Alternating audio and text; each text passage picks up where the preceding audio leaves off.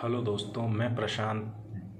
Curve tracing को लेकर DSSB ने आज तक TGT में जितने भी क्वेश्चंस को पुटअप किया है, जितने भी एग्ज़ाम्स में 2014, 18, 21 तक जितने भी एग्ज़ाम DSSB ने लिए हैं, उसमें कर्व ट्रेसिंग को लेकर जितने भी क्वेश्चंस आए हैं उनको आज हम देखने वाले हैं।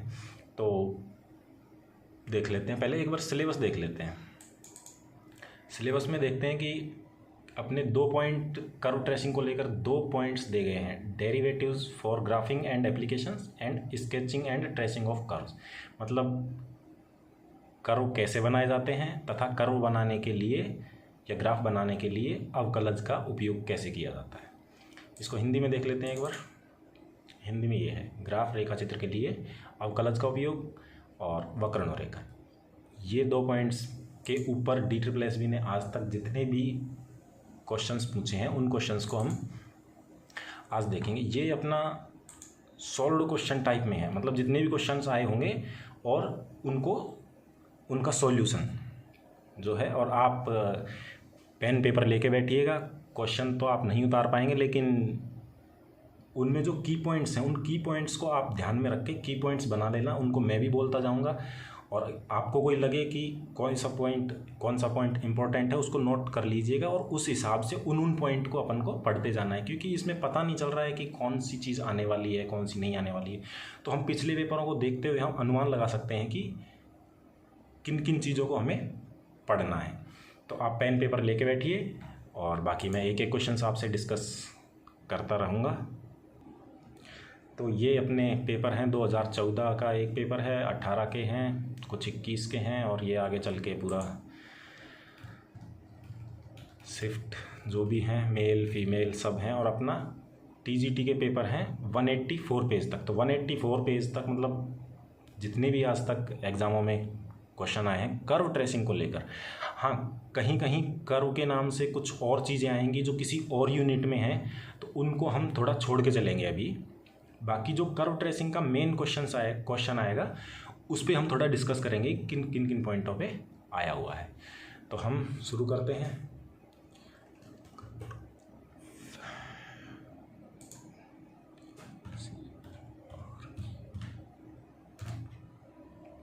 हाँ, तो ये क्वेश्चन नंबर 16 है। A cylinder has a diameter of 14 centimetre and it's area of curved surface is 220 centimetre square. The volume of the cylinder is. ये एक हमारी नॉर्मल जो मैथ है उसके हिसाब से क्वेश्चन है। केवल फॉर्मूला लगाएंगे और क्वेश्चन हो जाएगा। ये इसमें आयतन पूछा है। कर्व्ड सरफेस एरिया मतलब पृष्ठीय क्षेत्रफल दे रखा है और आयतन पूछा है। तो ये कर्व ट्रेसिंग से ना होकर सीधा एक फॉर्मूला बेस्ड क्वेश्चन है। तो इसको हम नॉर्मली फॉर्मूले से कर लेंगे जो 2πr/h के हिसाब से हो जाएगा। और ये क्वेश्चन 19वां क्वेश्चन देखिए। 19वां क्वेश्चन है the radius of the ends of bucket. मतलब ये भी फॉर्मूला बेस्ड क्वेश्चन है कि एक टाइप से जो हमारा शंकु है, शंकु को काट कर हम बनाते हैं बकेट, उस हिसाब से। तो ये फॉर्मूला बेस्ड क्वेश्चन है, ये कर्व ट्रेसिंग के है नहीं है। और हम आगे देखते हैं। ये देखिए क्वेश्चन नंबर 18 हमारा जो मेन कर्व ट्रेसिंग से है ये क्वेश्चन है कि the curve that occurs of a distribution in which class frequently go on decreasing symmetrically on their side of center value। Centre value के दोनों तरफ सिमेट्रिकली जा रहा है, डिक्रीजिंग हो रहा है, एक समान डिक्रीजिंग हो रहा है। तो यह इसको क्या बोला जाएगा? तो इसको ऑप्शन देखेंगे ABCD, moderate, U shape, extremely asymmetric या सिमेट्रिकल कर्व। तो ऑब्वियस बात है कि हम सिमेट्रिकल कर्व बोलेंगे। चलो अगले क्वेश्चन पे चलते हैं। 2 hemisphere vessels can hold 10.8 litre and 50 litre liquid respectively. तो ये हमारा आयतन का क्वेश्चन है। जो सामान्य जो हमारा आयतन आता है उसका क्वेश्चन है कि अर्धगोलों के आयतन से हम इनको निकाल लेंगे। और ये the diameter of the top and the bottom of, ये वापस कैसे आ गया? चलो कोई नहीं।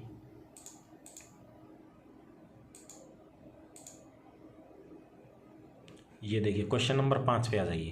Question number 5, the curve given bye x² + y = 0 is symmetrical around Y axis. मतलब जो पहले हमारा कर्व ट्रेसिंग का क्वेश्चन था वो था हमारा सिमेट्रिक का, मतलब जो कर्व की वक्र की सममिति पे क्वेश्चन था। तो एक पॉइंट आप नोट कर लीजिए, सममिति, और इस पे देखिए the curve given by x square plus y equal to 0 is symmetrical about, question यहाँ तक ही था, सिमेट्रिकल अराउंड नहीं है, अराउंड ये आंसर दे दिया इसने वाई एक्स, क्योंकि एक्स की पावर सम है तो वाई एक्स के सापेक्ष सममित होता है, ये हमारा सीधा सा रूल है एक। तो ये क्वेश्चन यही हो गया। अब नेक्स्ट करते हैं। नेक्स्ट क्वेश्चन जो है इसमें हमको सॉल्यूशन देखने की जरूरत ही नहीं है, बस हम घाते देखेंगे और सममिति का बता देंगे। अब ये है question number 10, find the volume of curve y बराबर x square on the x axis on interval 0 to 1 around x axis. ये आ गया हमारा आयतन से क्वेश्चन, ये कर्व ट्रेसिंग का नहीं है, पर जब तक हमको कर्व ट्रेस का हमको पता नहीं रहेगा कि y बराबर एक्स स्क्वायर का कर्व कैसे बनता है, तब तक हम आयतन भी नहीं निकाल सकेंगे। तो हमें y बराबर एक्स स्क्वायर का ग्राफ पता होना चाहिए, उस हिसाब से हम लिमिट लेंगे, और बाकी लिमिट इसने दे रखी है, और हम सीधा ये v is equal to 0 to 1 pi y square d x से निकाल लेंगे। बाकी हमें अगर थोड़ा ग्राफ का अंदाज़ा है तो उससे थोड़ा सा अच्छा रहता है। अब देखिए 13वां क्वेश्चन जो 13th क्वेश्चन है, which growth curve indicates that living organisms is growing in natural environment, कि नेचुरल एनवायरनमेंट में जो लिविंग ऑर्गेनिज्म है वो किस तरह ग्रोथ करती हैं। तो कभी ग्रोथ कम होती है, कभी ज़्यादा होती है, कभी कम होती है, कभी ज़्यादा होती है, तो वो एक एस टाइप कम ज़्यादा कम ज़्यादा कम ज़्यादा कम ज़्यादा चलता है। तो एस टाइप, तो हालांकि हम इसके बारे में कुछ ज़्यादा जानते नहीं है, लेकिन देखा जाए तो सिग्मोइड ऑप्शन देखें, sigmoid curve, T curve, logistic curve, parametric curve, तो इसमें सिग्मोइड कर्व ठीक बैठता है, तो इसको हम करेंगे। बाकी इसमें क्वेश्चन आंसर दे रखे हैं तो ज़्यादा परेशानी अपन को दिख नहीं रही है। अब ये भी कर्व ट्रेसिंग का ही क्वेश्चन था, क्योंकि इसकी शेप कर्व देख के ही तो हम बता सकते हैं कैसी है। तो वो एस टाइप के कर्व को सिग्मोइड कर्व बोलते हैं। अब हम नेक्स्ट क्वेश्चन पे चलते हैं अपना।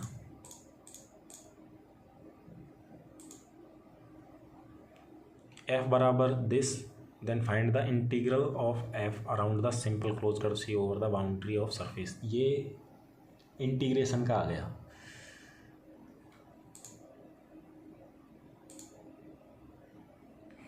ये ग्रीन स्टोक्स कर्व्स थ्योरम, क्योंकि कर्व का मैंने जो डाला है, जहाँ जहाँ कर्व आएगा ना वो उसको बताएगा, तो उन क्वेश्चंस को हम छोड़ते चलेंगे, जो हमारा कर्व ट्रेसिंग से है केवल उसी को लेंगे।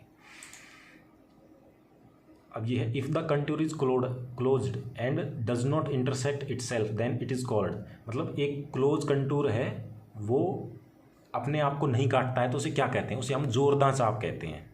तो जॉर्डन कर्व या जोरदां वक्र।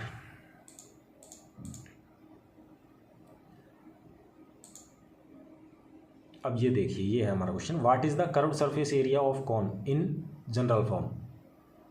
कर्व्ड सरफेस एरिया का क्या मतलब, शंकु का क्या होता है, पाई आर एल। इजी, ये तो फॉर्मूला हम शुरू से ही जानते हैं और उसी ने वो ही पूछ लिया। अब ये question number 4, the curve given by x y is equal to 15 is symmetrical about वाट।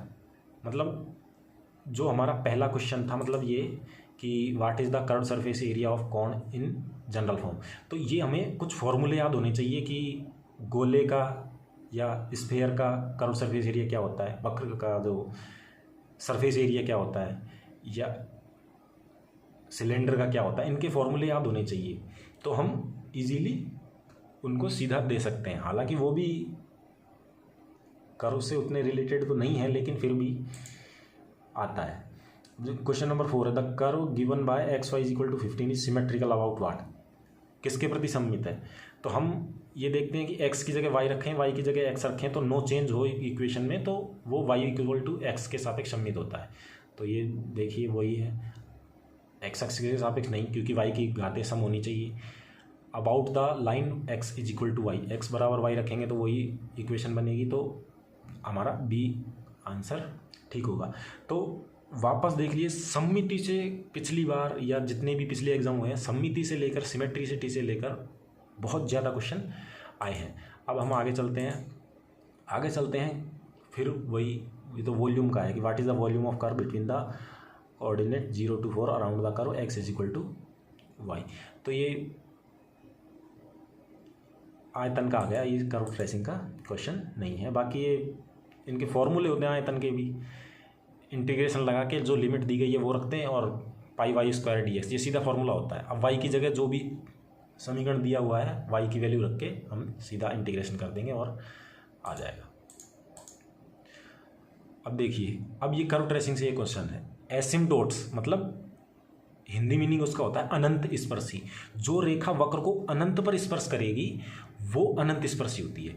तो अब हम देख लेते क्या पूछ रहा है ये, asymptotes are the tangent to the curve at which point, कौन से पॉइंट पर, कि अनंत स्पर्शी वक्र को किस पॉइंट पर स्पर्श करती हैं, अनंत पर ही करेंगी। मतलब स्पर्श भी नहीं करेंगे लेकिन स्पर्श होती हुई प्रतीत होती है, मतलब ऐसा लगता है कि स्पर्श अनंत पर जाकर ये टच होंगी आपस में, तो ये इन्फिनिटी आ जाएगा। बाकी इसकी अगर आपको डेफिनेशन भी याद है तो आप इजीली कर दोगे। तो एक अनंत स्पर्शी पॉइंट अपना नोट कर लीजिए कि अनंत स्पर्शी से क्वेश्चन, एसिम्प्टोट से क्वेश्चन आते हैं, कि तो इसको पढ़ना जरूरी है। फिर देखिए, अब ये क्वेश्चन है कर्व ट्रेसिंग का तो नहीं है लेकिन उससे जुड़ा हुआ है कि the solution of the curve given y is equal to f x, कोई y is equal to x x curve दिया गया है तो उसका सॉल्यूशन क्या होगा वो पूछ रहा है। Where y is the function of x also x and y are real numbers and is determined as what, मतलब इसको क्या कहेंगे, इसको हम कहेंगे सॉल्यूशन कर्व, क्योंकि तो सॉल्यूशन ऑफ कर्व दिया गया है तो इसको सॉल्यूशन कर्व हम कहेंगे। अब हम नेक्स्ट चलते हैं।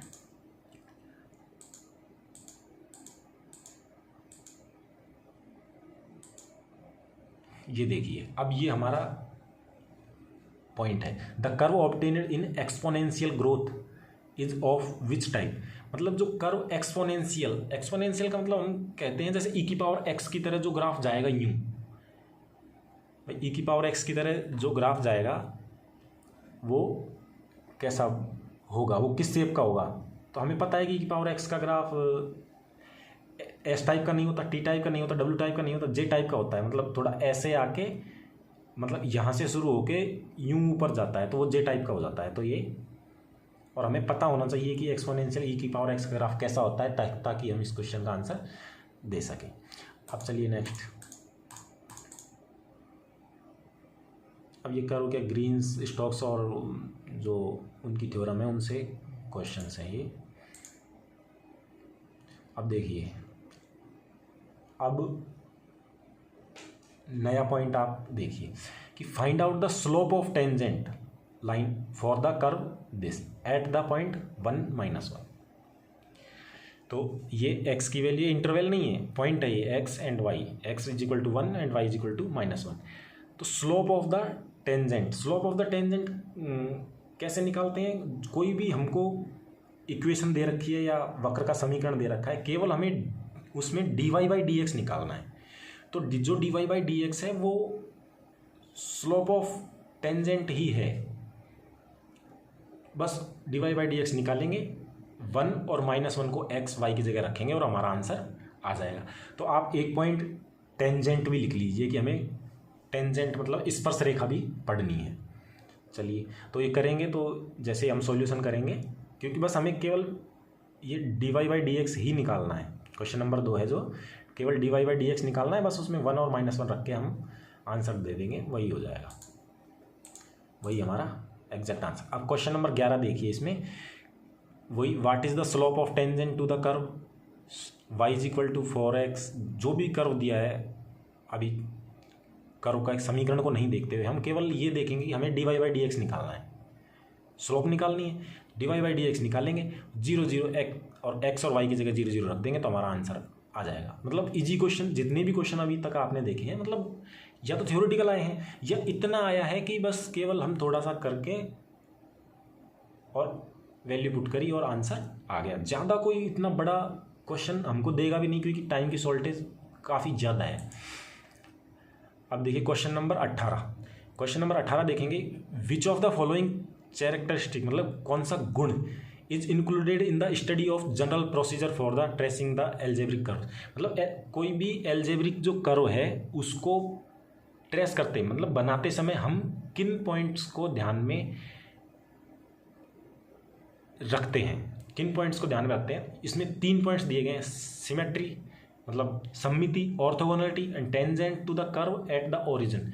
मतलब इन तीनों में से हम कौन सी चीज़ों को ध्यान में रखते हैं। तो सिमेट्री, सममिति को हम देखते आए हैं पहले भी कि हाँ बिल्कुल सममिति को ध्यान में रखते हैं। ऑर्थोगोनलिटी ये लंब के टाइप में कुछ बताता है तो इनको नहीं करते हैं। और tangent to the curve at origin इसको हम देखते हैं, क्योंकि देखिए मैं जो आपको नोट्स दिखाता हूँ उसमें आप देख पाओगे कि कैसे लिखा हुआ है कि कौन कौन से पॉइंट्स कर्व बनाते टाइम हमें काम में लेते हैं। तो ये जो आपको दिख रहा होगा पॉइंट्स जो हैं ये सममिति, मूल बिंदु, अनंत स्पर्शी, अक्षों पर प्रतिच्छेदन और प्रथम व द्वितीय अवकलज की प्रकृति। मतलब ये symmetricity, origin, asymptote, intersection of axis and region and nature of first and second derivative, ये 5-6 पॉइंट आते ही आते हैं। बाकी इनके अलावा कोई भी पॉइंट आएगा आप उसको नेगलेक्ट कर दोगे। और देखिए केवल इस थ्योरी से ही क्वेश्चन उठा लिया है इसने, तो आप इसको थ्योरी को बिल्कुल अच्छी तरह आप करके जाइएगा। और मैं आपको पढ़ाऊँगा हिंदी में भी और इंग्लिश में भी, या तो साथ साथ ही चलेंगे या अलग अलग देखेंगे, बाकी सेम ही काम रहेगा। बाकी आपका कोई पॉइंट छूटेगा नहीं, इस बात की गारंटी है। बाकी 1-1.5 घंटे में कर्व ट्रेसिंग पूरा करवा दूंगा मैं, क्योंकि नोट्स बने हुए हैं, बाकी काफ़ी अच्छी तैयारियां कर ली हैं। बस सीधा अपन को वीडियो बनानी है, बाकी नोट्स इसी तरह पेन पेपर पे बने हुए हैं, बस उनको बोलते जाना है और आप अपने हिसाब से लिख लेना। तो ये हो गया। तो इसमें 1 and 3 पॉइंट्स अपने काम के हैं, तो option number B is correct. आगे चलते हैं।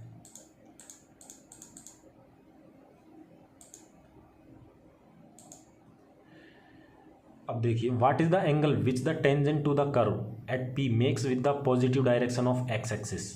The value of f dash x is -1 at the point P on a continuous curve y is equal to f x. तो इसमें दे रखा है एफ डैश की वैल्यू, क्वेश्चन नंबर 28 की बात कर रहा हूँ मैं, कि f dash x equal to -1 दे रखा है। मतलब टेंजेंट की जो स्लोप है, मतलब जो ढाल है, वो dy/dx दे रखा है अपन को -1, और इसमें स्लोप ऑफ टेंजेंट -1 दे रखी है और एंगल पूछ रहा है। तो ये कर्व की बात नहीं है उतनी, पर हम उससे रिलेटेड करके इसको देख सकते हैं।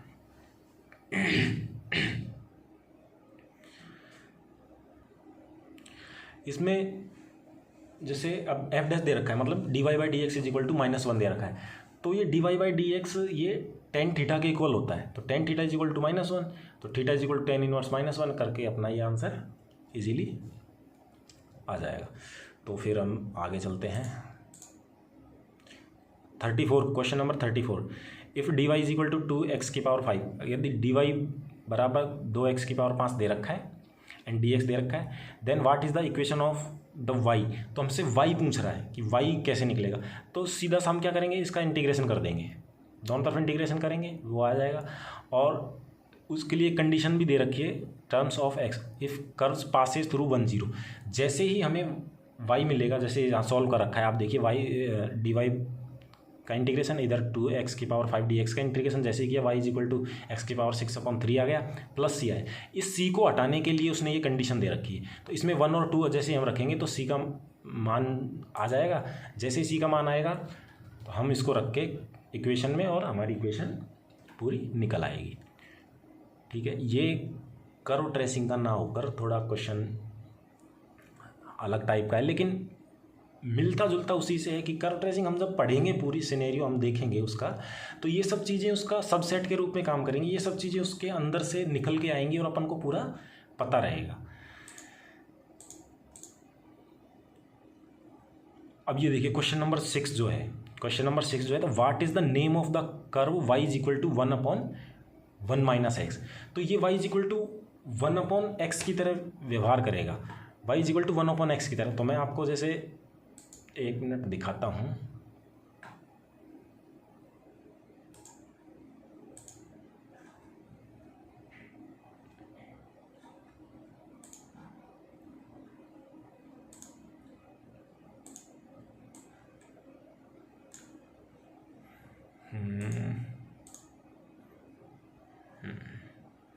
जैसे y is equal to 1/x अगर आप कैसे होता है, जैसे मान लीजिए ये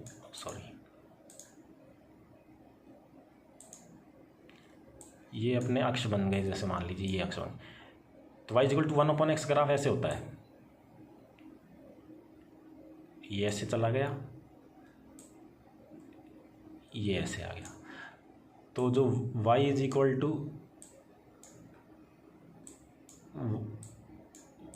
1/1 - x जो अपना है, अगर उसका हम ग्राफ बनाते हैं कुछ ऐसा ही बनेगा। तो ये लगभग एक अतिपरवलय की तरह दिख रहा है। अतिपरवलय मतलब थोड़ा सीधी लाइनें नहीं बन रही हैं, अतिपरवलय मतलब इस तरीके से दिख रहा है ना, तो उसी लिए उसका आंसर वही आएगा।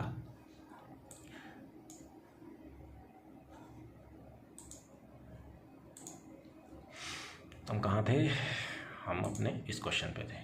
तो ठीक है, y is equal to 1/1 - x किसका है, और सीधा याद भी रहता है ये चीज़ तो कि अतिपरवलय का ये क्वेश्चन है। अब देखिए क्वेश्चन नंबर 16 पे आ जाइए। If the equation of curve has even power of y, then अगर वक्र के समीकरण में y की पावर सम है तो वह कर्व किसके प्रति सम्मित होगा। तो सीधी सी बात है, x अक्ष के सापेक्ष सम्मित होगा। तो देखिए सम्मिति से लेकर कितने क्वेश्चंस आए हुए हैं पिछले एग्जामों में। तो आगे आगे चल के अब जो पेपर लेने वाले हैं ये, इन्होंने सिलेबस भी मेंशन, पहले क्या सिलेबस मेंशन नहीं था तो इन्होंने बेसिक क्वेश्चंस दिए हैं, लेकिन अब सिलेबस मेंशन कर दिया तो वो बेसिक क्वेश्चन तो उन्होंने पूछ चुके हैं। तो आगे चल के ये थोड़ा सा अपने स्टैंडर्ड को बढ़ाएंगे, तो इसलिए थोड़ा सा हमें ऊपर चल के भी देखना पड़ेगा कि y is equal to -x के सापेक्ष सम्मित है या कुछ और कोई लाइन है उसके सापेक्ष सम्मित है। तो क्वेश्चन नंबर 16 हमारा हो गया। अब आगे चलते हैं।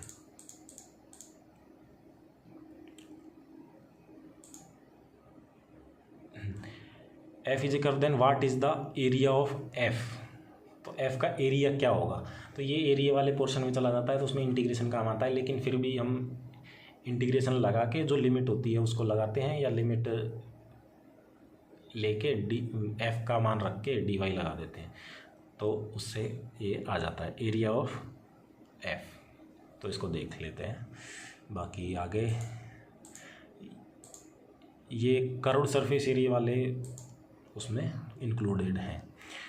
विच of the surface is circular cylinder, मतलब जो अपना सिलेंडर है, जो बेलन जिसे हम बोलते हैं, तो बेलन किस प्रकार का, सरफेस इज सर्कुलर सिलेंडर। तो हम जो सर्कुलर सिलेंडर है हमारा, जो बेलन है, उसका सरफेस का समीकरण हम ले लेंगे, और जो सरफेस का समीकरण है वो किस तरह का बनेगा केवल उसको हम बताएंगे। तो हमारे सरफेस का देखो, एक तो 2πr/h होता है और 2πr ब्रैकेट r+h, तो ये होता है। तो ये यहाँ देखिए 2πr r+h ये फॉर्मूला है, तो ये किस प्रकार का होगा, ये एल्जेब्रिक बन रहा है। 2πr² बनेगा, फिर πh बन जाएगा, तो एल्जेब्रिक एंड डिफरेंशियल सरफेस बनेगा। इसके बाद चलिए question number 5। The second derivative of the graph tells you what about, क्या बताता है। तो इसमें ऑप्शन देखिए, concavity, graphic, convexity and parabolic property. तो ये एक बिल्कुल सिंपल सा है कि किसी भी इक्वेशन का फर्स्ट डेरिवेटिव हमें वर्धमान या ह्रासमान की बताता है। यदि y dash is greater than 0 तो फंक्शन या वक्र वर्धमान होगा, यदि y डैश 0 से छोटा है तो वो ह्रासमान होगा, यदि y डबल डैश मतलब डबल डेरिवेटिव 0 से बड़ा है तो वो या तो मतलब उसको हम x अक्ष के सापेक्ष उत्तल बोलते हैं, या बोलते हैं कि कॉनकेव अपवार्ड मतलब ऊपर की तरफ अवतल। तो इसमें इसने माना है कि कॉन्केविटी, इसने ऑप्शन माना है। तो ये कॉन्केविटी अपवार्ड और डाउनवार्ड की थ्योरम ये मतलब आधार पे चलते हैं, जबकि इसको हम कॉन्वेक्स भी बोल सकते हैं। अब जो जैसे मान लीजिए कि कहाँ गया अपना, वापस खोलना पड़ेगा उसे। अच्छा खुला ही है क्या ये, हाँ, जैसे देखिए ये अपना एक्स अक्ष है, ये वाई अक्ष है, तो ये कोई ग्राफ ऐसे बना हमारा, तो ये एक्स अक्ष के प्रति उत्तल है, जबकि इन्होंने अपनी थ्योरी में ले रखा है कि ये अवतल है ऊपर की साइड, अवतल है ऊपर की साइड, या इसको हम उत्तल भी कह सकते हैं। तो उसमें जो आंसर है, अब जैसे यहाँ है, अब जैसे ये है, ये एक्स अक्ष के सापेक्ष अवतल है, अवतल दिख रहा है हमें, अवतल दिख रहा है, तो इन्होंने उसको अवतल नीचे की साइड बोल दिया, मतलब कॉनकेव डाउनवर्ड बोल दिया। थोड़ा इंग्लिश और हिंदी में दिक्कत आती है तो उस पर ज़्यादा ध्यान ना दें। हाँ, तो fifth question, the second derivative of the graph tells you the, इन्होंने ऑप्शन ए माना है कॉनकेविटी। तो क्योंकि ये अलग अलग यूनिवर्सिटी में क्या थोड़ा सा ये वेरी कर जाता है कि कोई उसको अलग अलग राइटर कॉनकेव कॉन्वेक्स बोल देते हैं, कोई उसको कॉनकेव अपवार्ड कॉनकेव डाउनवर्ड बोल के उसको समझा देते हैं, बाकी चीज़ें वही होती हैं। तो इसमें कॉनकेविटी इसने लिया है, तो ठीक है, जो इनकी दिल्ली यूनिवर्सिटी की बुक्स में अपनी जो आता होगा उस हिसाब से लिया है। अब हम अगले क्वेश्चन पे जा रहे हैं। 131 पेज पे पहुंच गए, हमें 170 180 पेज तक जाना है। तो आप देख लीजिए कि डबल डेरिवेटिव और फर्स्ट डेरिवेटिव दोनों काम में आने वाले हैं, तो इन दोनों पॉइंट्स को ऐड कर लीजिए। अब आता है question number 13, graph of the curve y is equal to x-1 x-2 decreases when. अब ये इंक्रीजिंग और डिक्रीजिंग, इसका जो मतलब वर्धमान और ह्रासमान का कॉन्सेप्ट निकलता है फर्स्ट डेरिवेटिव से। तो आपको फर्स्ट डेरिवेटिव आना चाहिए, बस फर्स्ट डेरिवेटिव है। तो अब इसमें हम क्या करेंगे, बस केवल हमें फर्स्ट डेरिवेटिव निकालना है, वाई डैश निकाल लेंगे। अब वाई डैश जिन बिंदुओं के लिए, अब ये डिक्रीजिंग बोल रहा है, तो वाई डैश जिन बिंदुओं के लिए 0 से छोटा होगा वो अपना आंसर हो जाएगा। तो पहले हम वाई डैश निकाल लेंगे, वाई डैश में इन वैल्यूओं में से रख के देख लेंगे, जो हमारा आंसर होगा उसको टिक लगा देंगे। तो अब इसने इन्होंने देखो जैसे कर रखा है कि d y by d x,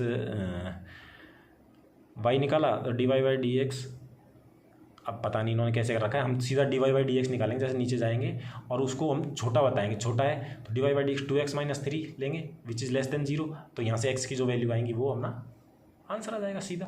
ये इन्होंने क्या थोड़ा सा एक्सप्लेन ज़्यादा कर दिया इसको, बाकी सीधा सा पॉइंट है, वाई डैश निकालो, जो वाई डैश आता है उसको लेस देन 0 लिख दो, अपने आप x निकल के आएगा, वही हमारी वैल्यू होगी। अब हम आगे क्वेश्चन देखते हैं। अब हमारा क्वेश्चन नंबर 20 नंबर देखिए, the angle between the curves this and this, इस कर्व और इस कर्व के बीच में आप एंगल बताइए। तो एंगल का जो कॉन्सेप्ट है वो सदिश गुणन से आता है, तो ये हमारा जो सदिश कलन वाला जो पॉइंट है अपनी फर्स्ट यूनिट में, उससे ये क्वेश्चन है। और इसने देखो सदिश को किस प्रकार दे रखा है, तो इसको हम पहले तो जनरल फॉर्म में जो सामान्य रूप होता है उसमें लिखेंगे, फिर उनको डॉट प्रोडक्ट करके अदिश गुणन करके जो जिस तरीके से थीटा निकलता है उस हिसाब से हम निकाल लेंगे। तो ये अपना इसमें कर्व लिखा हुआ है, लेकिन ये सदिश गुणन का पॉइंट या क्वेश्चन है ये।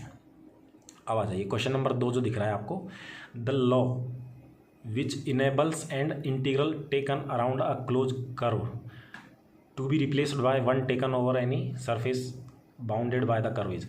ये ग्रीन, स्टोक्स और जो है गॉस अपसरण, गॉस डाइवर्जेंस, ये जो 3 थ्योरम्स हैं, इनसे पिछले जो एग्ज़ाम हैं उनमें बहुत बहुत बहुत ज़्यादा क्वेश्चंस आए हुए हैं। तो आप इस चीज़ को ध्यान रखना, थ्योरम्स बाय नेम, नाम से आपको याद होनी चाहिए,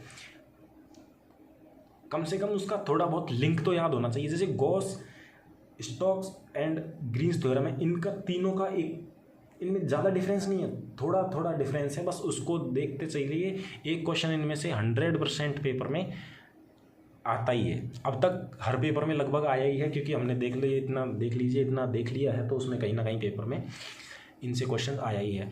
तो हम आगे चलते हैं। बाकी नेमिंग थ्योरम है तो इनमें कोई याद करने का ही काम है, इनको तो याद होंगी तो ही हम आंसर दे पाएंगे।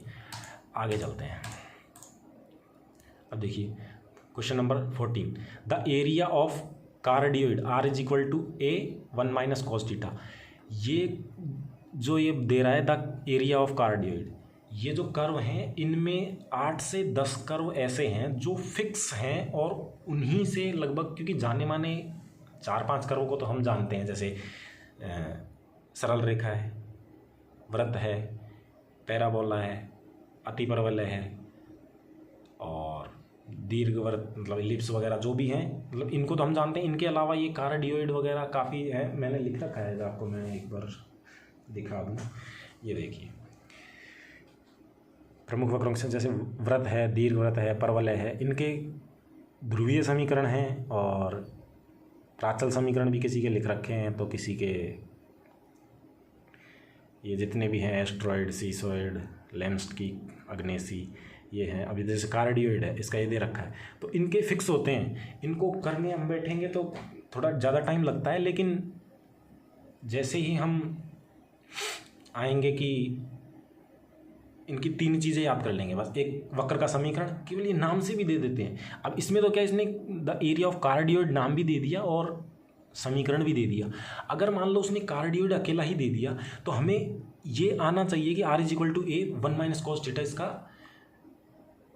समीकरण होता है, और हमें सीधा याद करना है कि बस कार्डियोइड का जो टोटल एरिया है वो सीधा याद रखना है कि 3/2 पाई A स्क्वायर होता है। हम तो इस तरह के याद रखते हैं, तो बाकी इसका सॉल्यूशन काफ़ी लंबा होता है। तो ऑप्शन जो डी है 3A स्क्वायर पाई बाई 2, तो इसको ऐसे याद करते हैं 3/2 पाई A स्क्वायर, ठीक है। और बाकी इसको देखो सॉल्व करके जो दिखा रखा है इसने, देखिए कितना लंबा इसको सॉल्व करेगा। हाँ ये देखिए, ये जो कार्डियोइड का ग्राफ है और ये कर्व बना रखा है, ये पूरा ऐसा करके 3/2 पाई A स्क्वायर, ठीक है। तो अब हम आगे चलते हैं। अब ये तो वैल्यू ऑफ द इंटीग्रल, ये अब इंटीग्रल से आ गया ये क्वेश्चन, आगे चलते हैं। अब देखिए question number 20, the theorem which allows us to translate difficult line integral into more simple double integral is. तो ये ग्रीन्स थ्योरम, वही ग्रीन्स का स्टोक्स और गॉस से तो काफ़ी क्वेश्चंस आए हैं। अब की बार देखते हैं कितने आते हैं या किसके पेपर में कितना आता है किसी सॉरी तो ये थ्योरम्स तो ये मान लीजिए जो 6th यूनिट है उसकी जान है पूरी। अब हम आगे चलते हैं।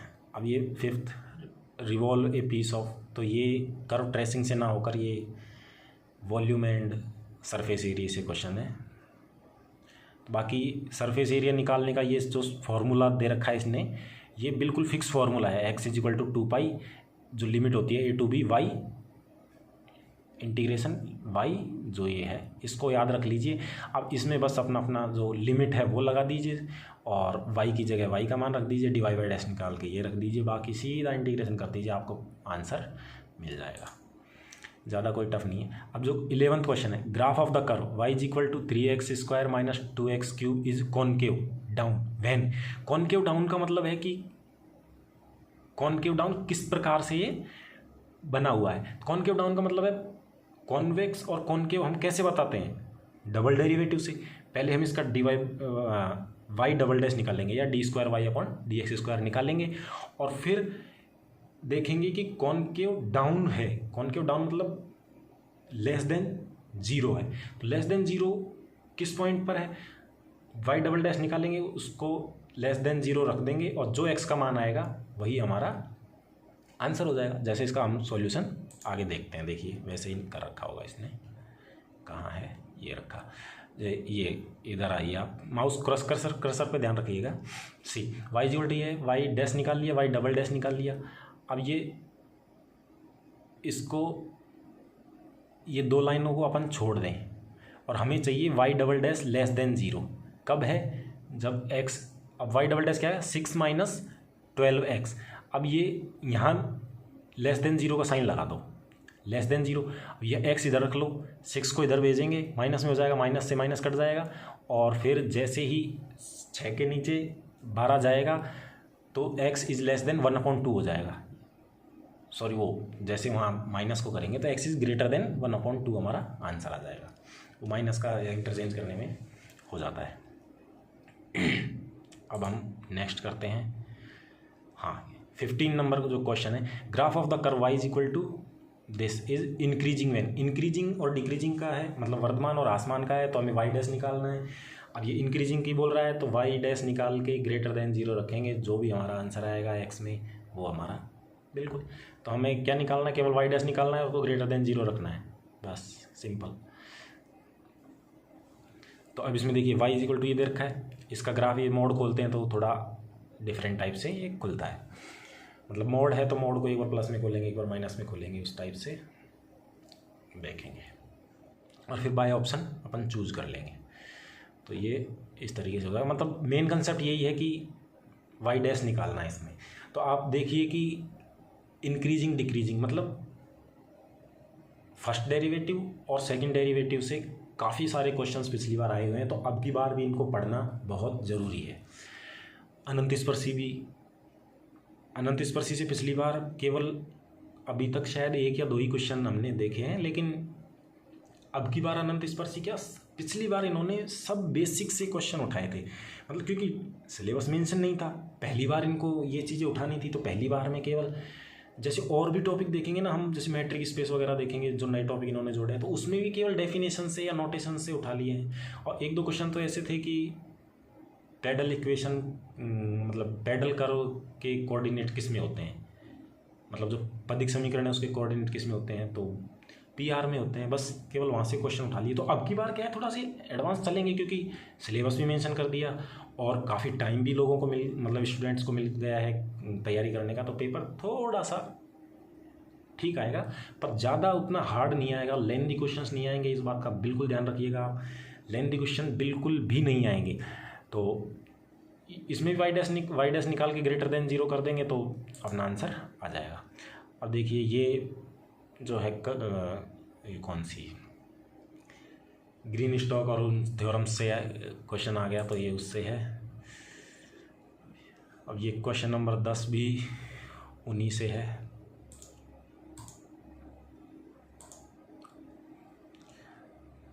अब देखिए question number 2, calculate the number of एसिम्पटोट्स।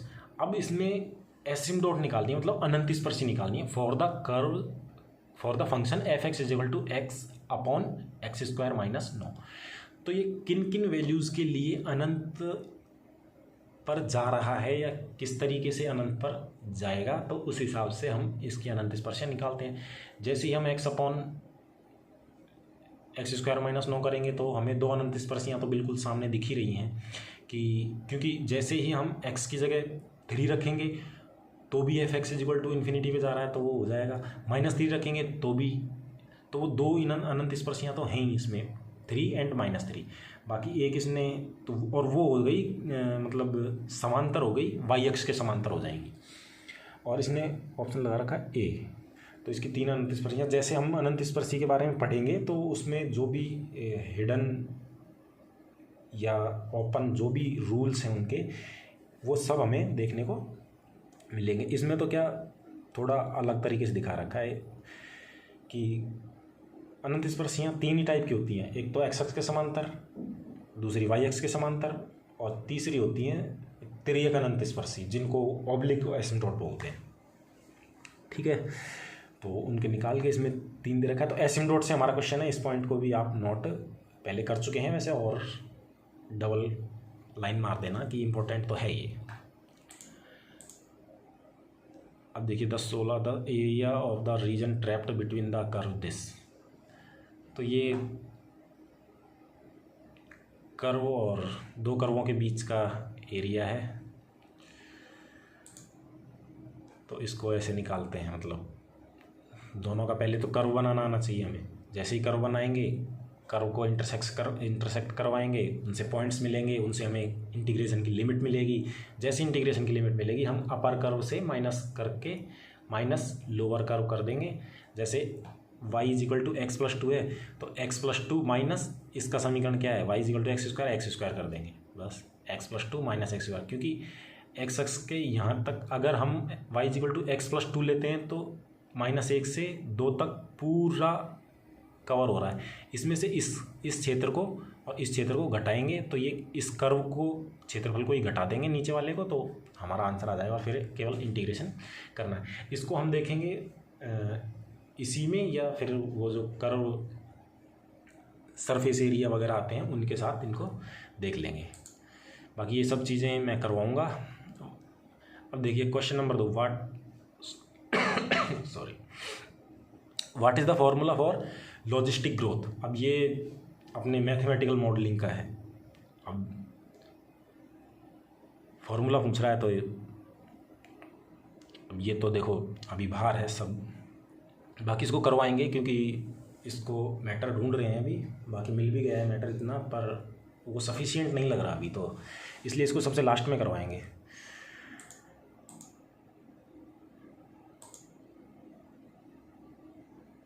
भाई ग्रीन्स और इन थ्योरम से तो काफ़ी सारे क्वेश्चन, क्योंकि हर शिफ्ट में लगभग, क्योंकि इतनी बार आने का मतलब है कि हर शिफ्ट में कहीं ना कहीं से क्वेश्चन आया है। ये देखिए, ये भी वही the total flux F vector dot n cap d s through every close curve is 0, क्योंकि क्लोज्ड कर्व है तो ये उस हिसाब से। ये भी green Stokes and Gauss theorem से, उन्हीं से क्वेश्चन आ रहे हैं। ये लाइन इंटीग्रल जो है, वो लाइन इंटीग्रल, सरफेस इंटीग्रल, उनसे ये क्वेश्चंस हैं। ओह, ग्रीन्स थ्योरम देखिए कितनी बार, ये कितनी इंपॉर्टेंट है। इनको तो आप दूसरे टॉपिक में बहुत ज़्यादा देना, और केवल इनकी डेफिनेशन याद करनी है। स्टेटमेंट जो थ्योरम्स का स्टेटमेंट है वो आपको याद है तो बस आप निकल जाओगे। अब देखिए question number, when is a curve said to be symmetric about the pole और ओरिजिन। अब ये ध्रुवीय कर्व के बारे में बात कर रहा है। जैसे ही पोल और ओरिजिन आ गए तो पोल और ओरिजिन, जैसे ही पोल का नाम ले दिया तो ध्रुवीय समीकरण, ध्रुवीय इक्वेशन आ गई है। तो अधिकतर सभी क्या करते हैं कि जो कार्टेशियन इक्वेशन है उनके बारे में पढ़ लेते हैं, जो कार्तीय समीकरण है उनके बारे में पढ़ लेते हैं, लेकिन ध्रुवीय को छोड़ देते हैं। जबकि मैं दिखाऊं आपको को जो मैंने तैयार किया है आपके लिए,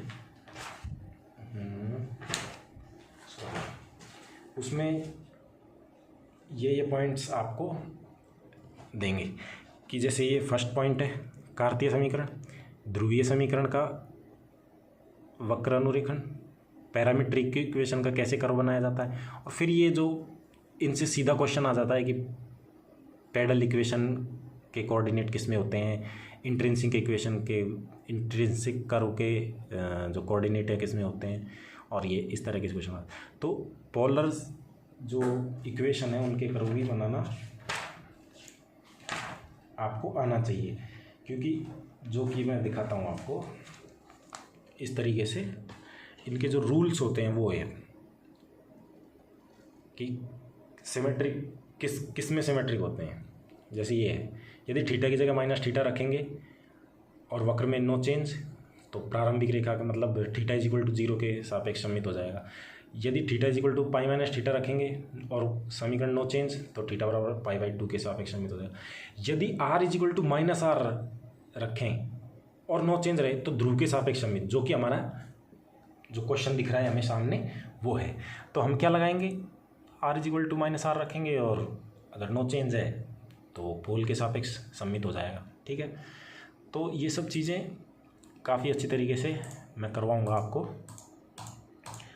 बाकी आप ये भी देख लीजिए कि ध्रुवीय वक्रों का अनुरेखण या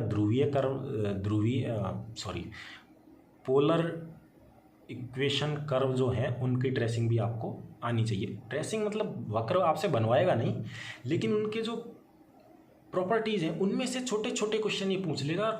अगर आपकी थ्योरी क्लियर नहीं है तो आप अटक जाओगे उनमें। और हमारे जो 100 क्वेश्चन हैं उनमें से हमें 50 क्वेश्चन चूज़ करके, केवल हमारी थ्योरी कंप्लीट होनी चाहिए, थोड़ा बहुत बेसिक कैलकुलेशन का ज्ञान है और थोड़ा सा एडवांस है, तो हमें केवल क्वेश्चन चुनने की क्षमता है कि हमें कौन से क्वेश्चन चुनने हैं, और कौन से छोड़ने की क्षमता है कि हम कौन से क्वेश्चन छोड़ सकते हैं, तो हम इजीली पेपर क्रैक कर सकते हैं। और कट ऑफ का तो खैर अभी तो क्या ही बता सकते हैं, लेकिन हम पेपर जो मिनिमम पासिंग मार्क्स है उनको आसानी से क्रैक कर सकते हैं अगर हमारी थ्योरी क्लियर है और कैलकुलेशन हम थोड़ा सा हाथ अच्छा है तो हम कर जाएंगे आराम से। अब हम अगले क्वेश्चन की तरफ चलते हैं। हमारा पेज नंबर कितना हो गया देखते हैं अभी। अब जैसे क्वेश्चन नंबर 7 है, which of the following is not included in the general method to draw a algebraic curve for tracing. अब ये क्वेश्चन क्या कह रहा है कि एक कर्व को ट्रेसिंग करते समय हम किस चीज़ को ध्यान नहीं रखते हैं। तो 3 ऑप्शन तो रखते हैं और एक नहीं रखते। तो उसमें देखिए, केवल मैं बता रहा हूँ आपको कि फर्स्ट पेपर मतलब फर्स्ट जो बेसिक चीज़ है उसी से कितने क्वेश्चन आ गए हैं। और ये है 5 पॉइंट जो मैं बता रहा था आपको, सम्मिति, सम्मिति, केंद्र, अनंत स्पर्शी, क्षेत्र, सम्मिति, बस इन्हीं से ही क्वेश्चन, केवल ये 5 पॉइंट के अलावा कुछ भी छठा पॉइंट है तो वो नहीं है। तो उन्हीं से ही क्वेश्चन पूछ लिए इन्होंने पिछली बार तो, और हो सकता है अब की बार भी इन्हीं में से किसी और तरीके से क्वेश्चन पूछेगा इन्हीं में से, लेकिन थोड़ा हो सकता है कुछ और मिला के पूछ ले या इसी तरह के क्वेश्चन पूछ ले, तो भी हमें पढ़ने तो हैं ही। तो अब कौन सा है, देखो ऑर्थोगोनलिटी, बिल्कुल। रीजन, क्षेत्र, हम देखते हैं कि भाई क्षेत्र किसको बोलते हैं कि हमारा कर्व किस क्षेत्र में है, बस उस क्षेत्र से बाहर नहीं होना चाहिए, तो वो क्षेत्र हो जाता है। सिमेट्रिसिटी, सम्मित, किसके सापेक्ष सम्मित है। Tangent to the curve, tangent का देखते हैं, स्पर्शरेखा कैसी है, कहाँ है, तो है। ऑर्थोगोनलिटी हम नहीं देखते, तो ये हमारा आंसर हो जाएगा। अब देखते हैं the curve of a quadratic equation. अब जो ये है y = ax² + bx + c is a parabola when it will be upward and downward curve. अब अपवार्ड और डाउनवार्ड हो गया तो देखिए ये एक द्विघात समीकरण बन गया, ax² + bx + c। तो इसका सीधा सा फॉर्मूला क्या, मतलब ये तो नॉर्मल सी बात है कि x² का गुणांक जो a है वो अगर 1 से मतलब पॉजिटिव है, वो अगर पॉजिटिव है तो अपवार्ड बनता है। मतलब मैं आपको दिखाऊं,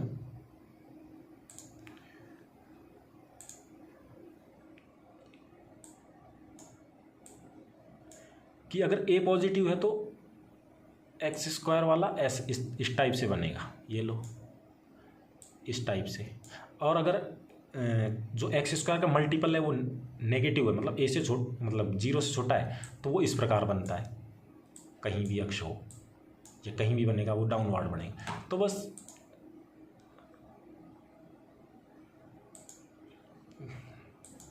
यही इसने हमसे पूछ रखा। देखा कितना इजी क्वेश्चन पूछ रखा। तो a अपवार्ड पूछ रहा है तो ऊपर की तरफ कब बनेगा, जब a > 0 होगा।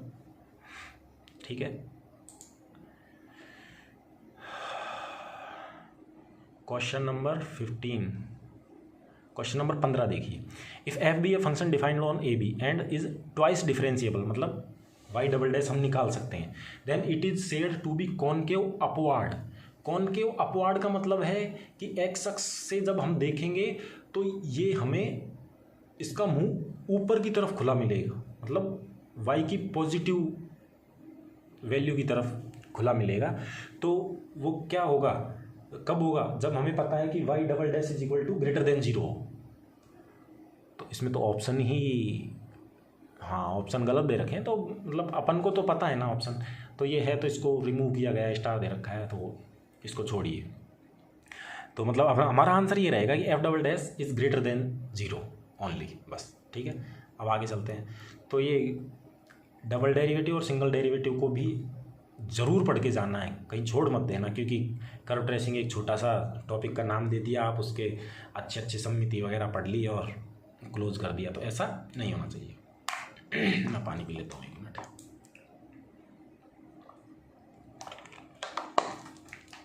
175 पेज पर अपन आ चुके हैं, 7-8 पेज और बचे हैं, तो कंटिन्यू रहिएगा मेरे साथ। अब ये question number 2, logistic growth equation is given by, ये मैथमेटिकल मॉडलिंग का क्वेश्चन है। बाकी तो इसकी भी थ्योरी है, देखेंगे।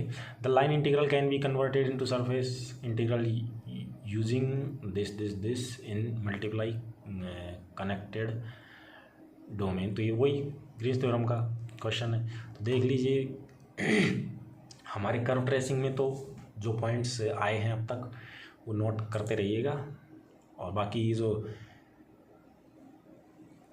6th यूनिट में देख लीजिए ग्रीन थ्योरम सबसे इम्पोर्टेंट आई है। स्टोक्स और गॉस से तो शायद ही कोई क्वेश्चन है, ग्रीन थ्योरम सबसे टॉप पे रही है उसमें। बाकी क्वेश्चन नंबर 14 देखिए, the area bounded by the curve. अब ये देख लीजिए कि जो ये क्वेश्चन को आप इस क्वेश्चन को किस में लोगे, कर्व ट्रेसिंग में लोगे या सरफेस एरिया एंड वॉल्यूम वाली पॉइंट में लोगे। तो ये क्वेश्चन आपसे तभी होगा जब आप, जैसे 14 क्वेश्चन है, the area bounded by the curve y is equal to 2√x, y is equal to 2√x and y is equal to -x between x is equal to 1 and x is equal to 4 given by. जब आपको ये पता होगा, थोड़ा सा आप curve बनाना जानते होगे, तो आप इसको कर्व बनाओगे। कर्व बनाने के बाद में इसकी इंटीग्रेशन पे वैल्यू जो दे रखी है 1 से 4 तक वो लाओगे। कौन सा कर्व ऊपर है, कौन सा कर्व नीचे है, कौन सा कर्व किस कर्व में से किसको घटाना है, ये सबसे मेन है। और इसको देखने के लिए हमें ग्राफ आना चाहिए। तो हम पहले ग्राफ बनाएंगे, उसके हिसाब से किस कर्व में से किसको घटाना है वो देख के करेंगे, और फिर हमारा जो प्रोसेस है वो उसको केवल लिमिट लगा के इस एक कर्व में से दूसरे को घटा के इंटीग्रेशन कर देना है, वो हमारा आंसर अपने आप आ जाएगा। तो ये भी कर्व ट्रेसिंग में से ही मान लीजिए। तो आप एक पॉइंट इंक्लूड कर लीजिए कि अपने जो पॉइंट लिख रहे हैं उसमें एक पॉइंट और इंक्लूड कर दीजिए कि area covered by A curve. इस पॉइंट को इंक्लूड कर लीजिए, ये आपको पढ़ के जाना है क्योंकि पिछली बार ये क्वेश्चंस आए हैं। एंड अभी क्वेश्चन नंबर 14 देखिए, f z is equal to u plus iota v is an analytical function in domain D then. अब ये तो एनालिटिकल कॉम्प्लेक्स एनालिसिस में चले गए, तो ये ऑर्थोगोनल फैमिली होती है। F z is equal to u plus iota v, अगर एनालिटिकल है तो यू एंड वी ऑर्थोगोनल होते हैं, या जो भी इनका थ्योरी है। सॉरी,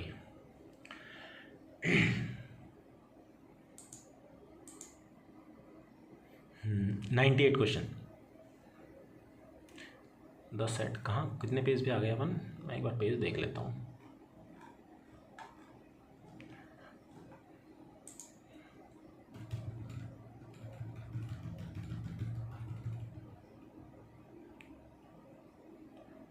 (206) तो हमारा टीजीटी का पूरा हो चुका है।